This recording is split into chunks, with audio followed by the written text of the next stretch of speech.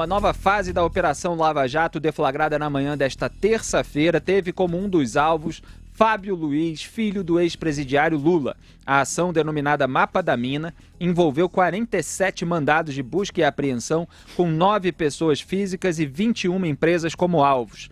A Polícia Federal chegou a pedir a prisão de Fábio e outros investigados, porém, o Ministério Público Federal afirmou que não havia necessidade e o requerimento foi negado pela juíza Gabriela Hart.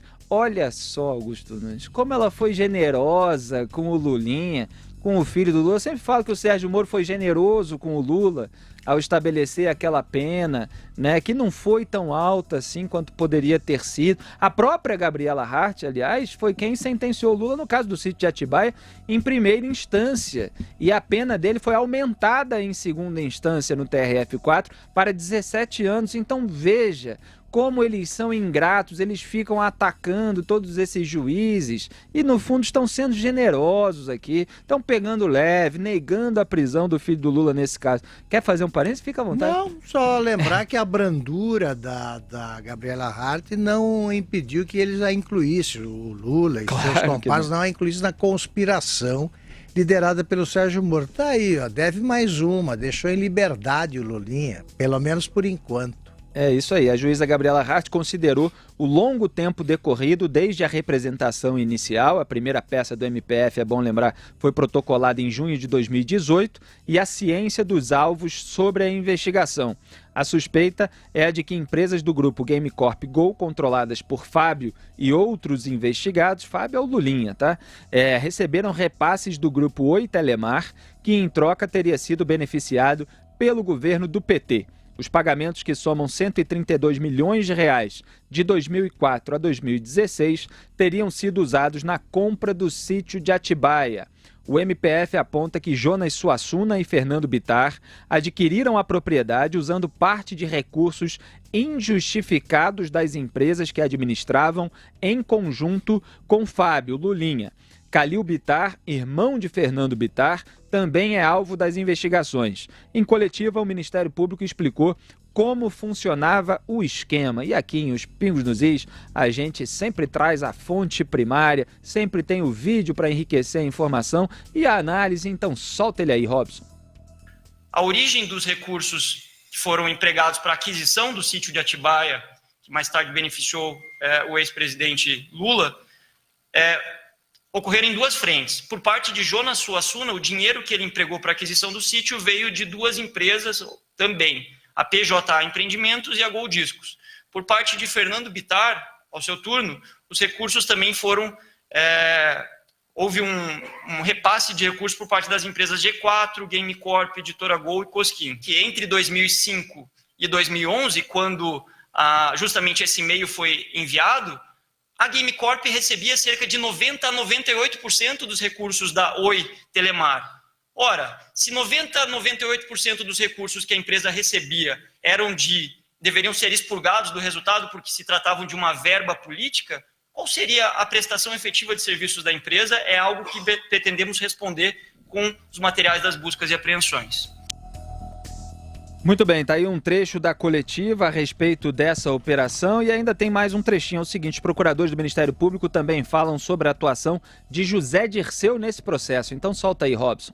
Chama atenção ainda que nesse período, José Dirceu participou ativamente das interlocuções com o Grupo Oi. Inclusive, em 15 de dezembro, Otávio Azevedo se reuniu com José Dirceu e um conselheiro da Anatel para tratar de questões atinentes a essa fusão. Além disso, José Dirceu atuou por tráfico de influência para permitir a aquisição da Oi do grupo em Portugal, chamado Portugal Telecom.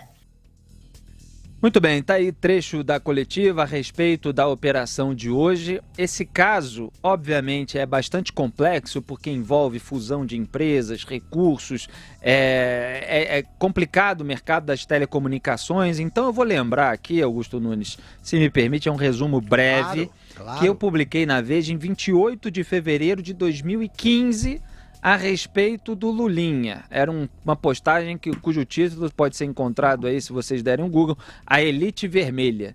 Então eu resumi a história que está sendo, pelo visto, confirmada na operação de hoje. Era uma vez Lulinha. Fábio Luiz Lula da Silva era, nas palavras de Jair Bolsonaro, limpador de estrume de elefante no zoológico de São Paulo. Até os 28 anos, ganhava R$600, mas a maré mudou. Menos de um ano após a posse do pai, em 2002, Lulinha virou sócio de uma produtora especializada em jogos, a Game Corp, que com capital de apenas R$100 mil, conseguiu vender parte de suas ações à Telemar, a então maior empresa de telefonia do país, por R$5.200.000. Em 2006, a Telemar injetou outros R$10 milhões na Game Corp, como antecipação de compra de comerciais na Play TV, antigo Canal 21, arrendado por 10 anos à empresa de Lulinha pela Rede Bandeirantes para 6 horas de programação diária. Como a Telemar tinha capital público e era uma concessionária de serviço público, a sociedade com o filho do presidente sempre causou estranheza. O objetivo mais óbvio seria comprar o acesso que ele tinha a altas figuras da República. Sim, Lulinha foi acionado para defender interesses maiores da Telemar junto ao governo do pai, em especial em setores em que se estudava uma mudança na Lei Geral das Telecomunicações que impedia a compra da Brasil Telecom. No fim de 2008, veio a coincidência, entre aspas. A lei foi alterada por decreto de Lula e a Telemar formou com a Brasil Telecom um império de telecomunicações. Lulinha está rico. Esse foi o meu resumo da ascensão meteórica de Lulinha e tudo isso que a gente denuncia há muitos anos, porque tem gente em rede social que chegou agora no debate público, não tem a menor ideia de tudo que a gente passou durante os governos do PT, né, Augusto? Está sendo investigado e um grande amontoado de provas coletado para confirmar tudo isso. Então, o retrato da realidade não autorizado que você fez é exemplar, é isso aí. É preciso lembrar, né, a todo momento o que acabou de acontecer, porque as bandalheiras são tantas que a fila anda e as pessoas acabam não lembrando, né? A memória não arquiva tanta roubalheira e você acaba esquecendo direito por que ele foi chamado de era o Ronaldinho da informática, né? O Ronaldo da informática, o filho do Lula, que virou da noite para o dia, com alguns milhões ali repassados sem interesse, né? Como a gente imagina, repassados sem maiores interesses por gente que só tinha interesse do governo. Ele sai do zoológico, né? Onde fazia o que o Felipe já contou que fazia, e vira aí empresário. É claro que um dia isso começaria a ser devassado, e está sendo. A Lava Jato, de novo, né? Ela continua e o que não falta é alvo. E agora vão dizer, claro, persegue além do pai a família. Quem é que não sabe das tramóias e maracutaias do Lulinha, desse Fernando Bittar, que não tem só no seu prontuário o sítio de Atibaia, e do Jonas Suassuna, que foi descrito num livro publicado recentemente, que mostra que esse cara fazia invocando o nome do Lula para trambiques aí de quinta categoria, porém milionários ou bilionários. A história é essa, um dia a verdade viria. E, de novo, o Lula sai por aí, está apresentando soluções para o Brasil que ele quase destruiu, soluções que não aplicou, poderia ter aplicado pelo tempo. O Zé Dirceu aparece como coadjuvante, mas desempenhando um papel importante. Ele nunca é o ator principal, mas ele sempre faz parte de filme vagabundo, né? De filmes aí repulsivos. E também está aí dando declarações, dizendo o que é que precisa acontecer com o Brasil para que o Brasil se livre de ameaças à democracia. Quem ameaça a democracia é corrupto, impune e no poder. Quem ameaça a democracia é governo que institucionaliza a corrupção impune. Foi o que eles fizeram. E aí essa coisa anda, não é preso agora, mas se comprovada a culpa, e culpa existe, será. José Maria Trindade. Pois é, olha, esta operação da Lava Jato mostra que todo esse processo ainda está vivo, está atuante e é evidente, é bom lembrar que deixou filhos em vários estados.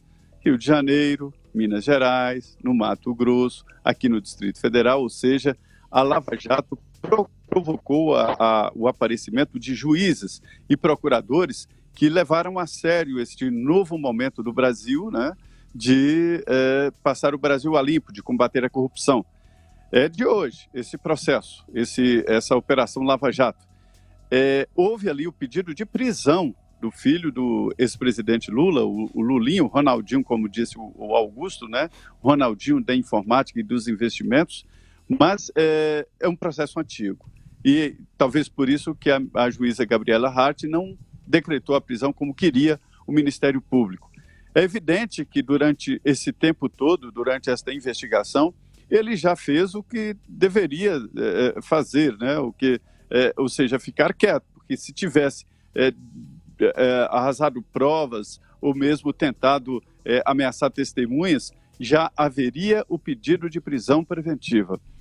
O ministro Luiz Fux demonstrou claramente de que essa história de prisão depois do transitado em julgado, existem exceções, ou seja, o alargamento da prisão preventiva. É o caso de destruir provas, tentar corromper testemunhas, qualquer situação nesse sentido. Eu duvido que o Lulinha não tenha tentado esconder patrimônio, eu duvido que ele não tenha tentado esconder provas contra ele, porque o processo já é antigo e já estava em andamento.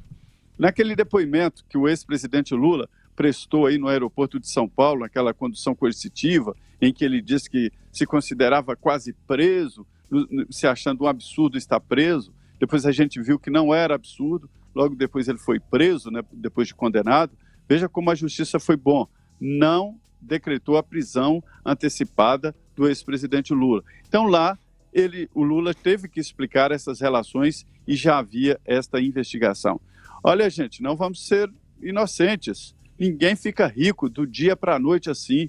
Isso não é coincidência, isso é proximidade dos cofres públicos e repasses tão altos assim de uma empresa de comunicação, sem nenhuma explicação, são provas contundentes de que havia, sim, interesses no governo e o dinheiro era descarregado exatamente nas contas do filho do então presidente da República. Nada é com menos criatividade do que isso, né?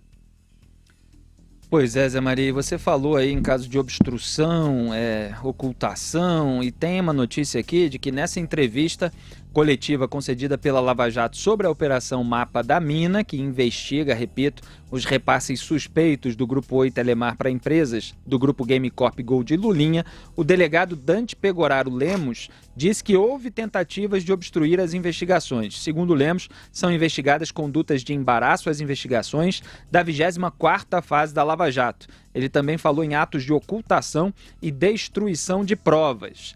E também tem uma outra notícia que é bastante curiosa a respeito disso. 2 anos atrás foi revelado que o Jonas Suassuna, na véspera da Operação Aletheia, mandou que seus funcionários reunissem todas as pastas com documentos de cada área da empresa numa tal Sala 3. E a Polícia Federal, quando cumpriu os mandados de busca na sede da Gol, deixou de revistar justamente a Sala 3. Em 2018, instaurou inquérito para apurar o possível crime de obstrução. E aí o ex-diretor Marco Aurélio Vitali corroborou a história em depoimento com riqueza de detalhes. Abro aspas. É aquele que escreveu o livro, né? Sobre entrevistei no Perguntar o Lulinha, Não Ofende. O Augusto Nunes entrevistou aqui na Jovem Pan, no Perguntar Não Ofende, ele mandou inclusive livro pra gente, que conta aí muitos bastidores.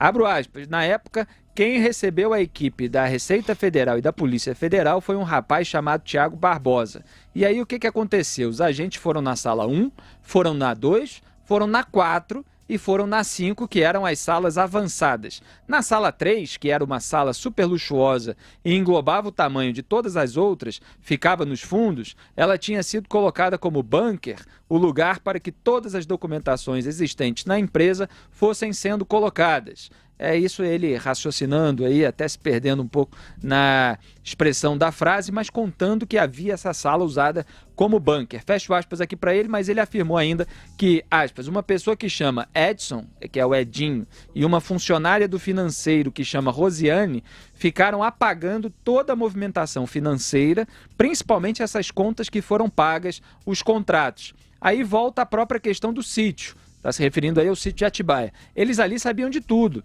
das contas pagas do Fábio, o Lulinha, das contas pagas pelo Calil, para o Calil, do Fernando, que me parece ser aqui o Bittar, de tudo, e fizeram ocultação de provas.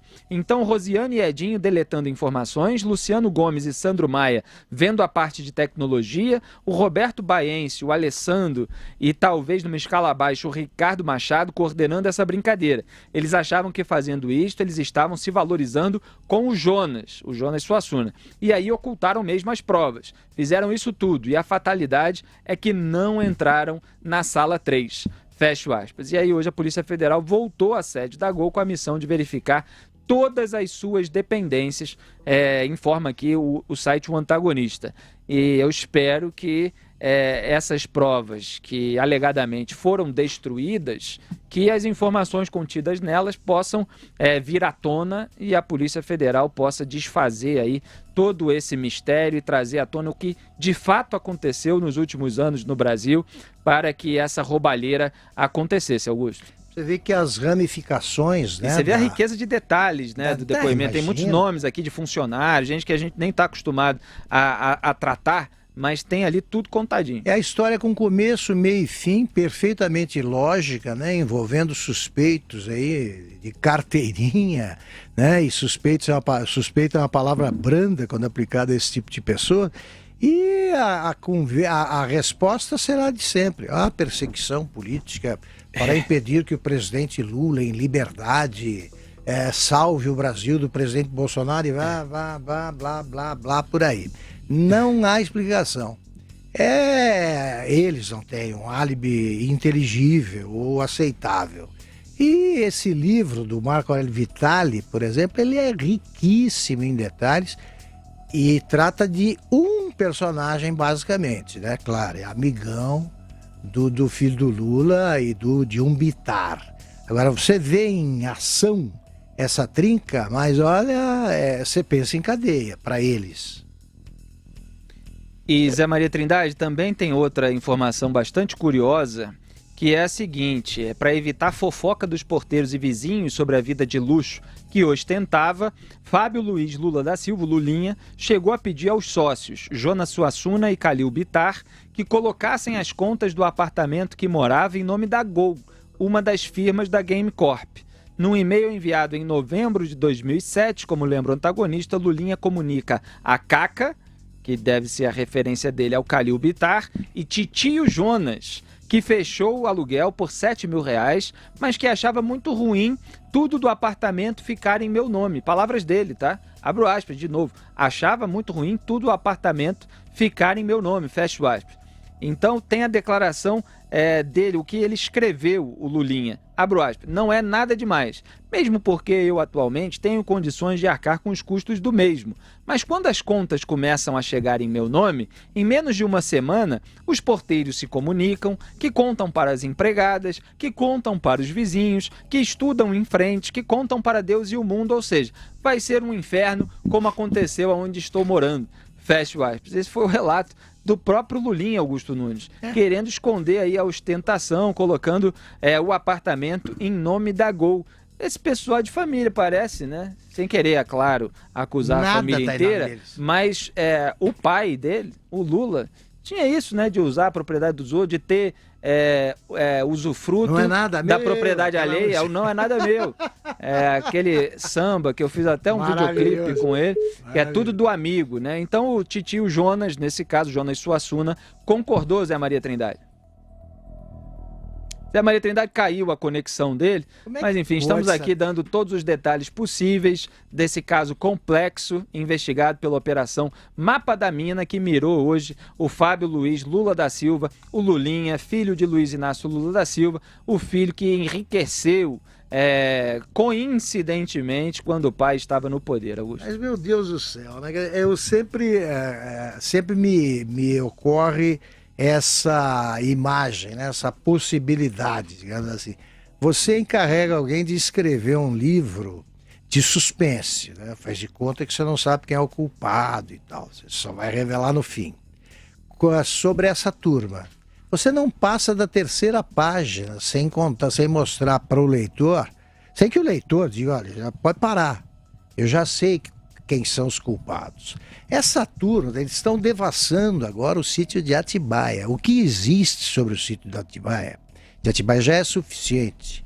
Já foi suficiente. É suficiente para que o Lula esteja condenado em 2 instâncias. E ainda aparecem mais personagens e mais negociatas. Né? O elenco não foi todo reunido aí num tribunal, que é uma coisa inevitável.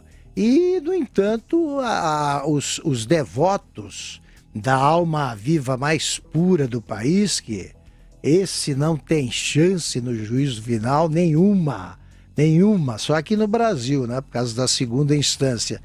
E os devotos continuam acreditando, continuam berrando, cadê a prova? Cadê a prova? As provas aí são